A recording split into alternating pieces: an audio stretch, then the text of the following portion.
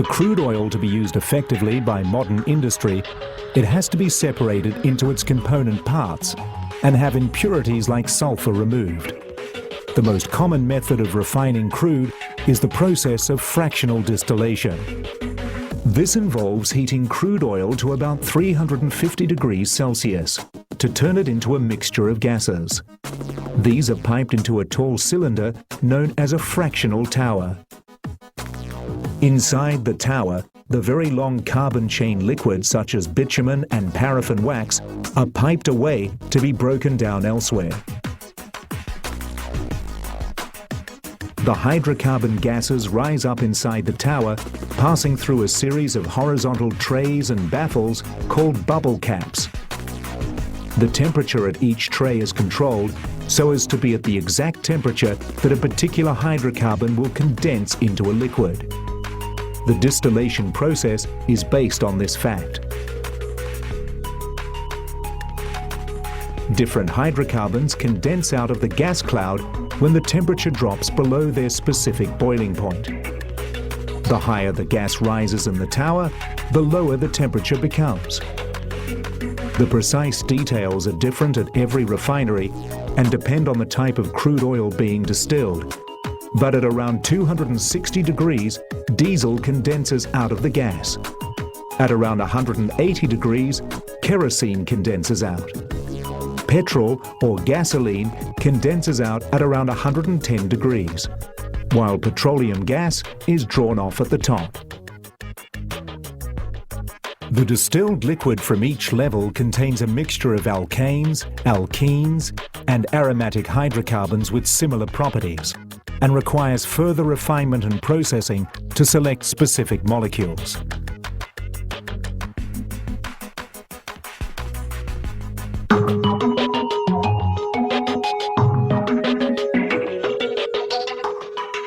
The quantities of the fractions initially produced in an oil refinery don't match up with what is needed by consumers. There is not much demand for the longer chain high molecular weight hydrocarbons, but a large demand for those of lower molecular weight, for example petrol. A process called cracking is used to produce more of the lower molecular weight hydrocarbons. This process breaks up the longer chains into smaller ones. There are many different industrial versions of cracking, but all rely on heating. When heated, the particles move much more quickly, and their rapid movement causes carbon-carbon bonds to break. The major forms of cracking are thermal cracking, catalytic or cat cracking, steam cracking, and hydrocracking.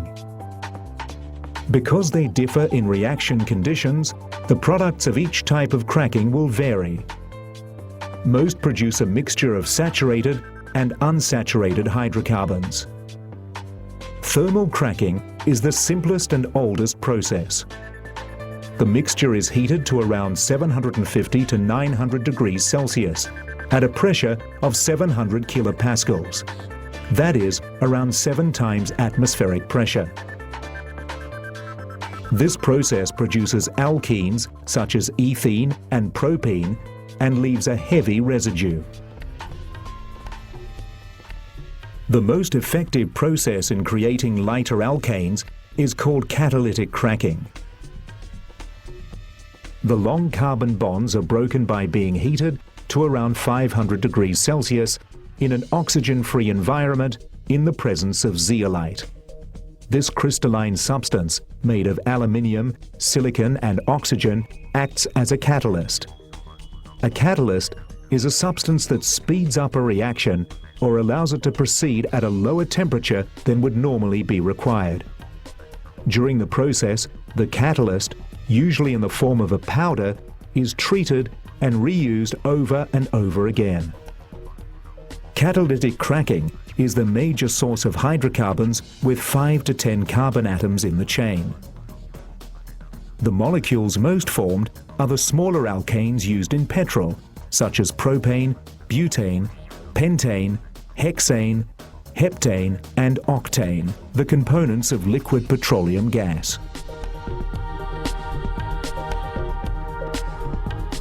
In hydrocracking, crude oil is heated at very high pressure, usually around 5,000 kilopascals, in the presence of hydrogen with a metallic catalyst such as platinum, nickel or palladium. This process tends to produce saturated hydrocarbons such as shorter carbon chain alkanes, because it adds a hydrogen atom to alkenes and aromatic hydrocarbons.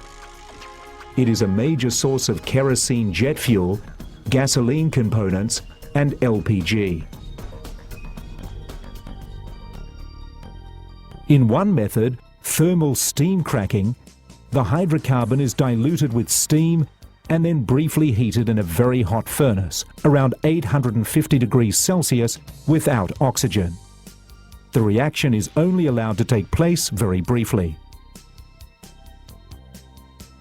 Light hydrocarbons break down to the lighter alkenes, including ethene, propene and butene, which are useful for plastics manufacturing.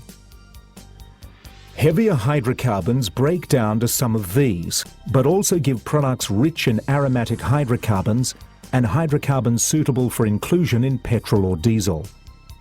Higher cracking temperature favors the production of ethene and benzene. In the coking unit, bitumen is heated and broken down into petrol alkanes and diesel fuel, leaving behind coke, a fused combination of carbon and ash. Coke can be used as a smokeless fuel. Reforming involves the breaking of straight chain alkanes into branched alkanes. The branched chain alkanes in the 6 to 10 carbon atom range are preferred as car fuel. These alkanes vaporize easily in the engine's combustion chamber without forming droplets and are less prone to premature ignition, which affects the engine's operation. Smaller hydrocarbons can also be treated to form longer carbon chain molecules in the refinery. This is done through the process of catalytic reforming. When heat is applied in the presence of a platinum catalyst, short carbon chain hydrocarbons can bind to form aromatics used in making chemicals. A byproduct of the reaction is hydrogen gas, which can be used for hydrocracking. Hydrocarbons have an important function in modern society, as fuel, as solvents, and as the building blocks of plastics. Crude oil is distilled into its basic components. The longer carbon chain hydrocarbons may be cracked to become more valuable shorter chain hydrocarbons, and short chain molecules can bind to form useful longer chain molecules.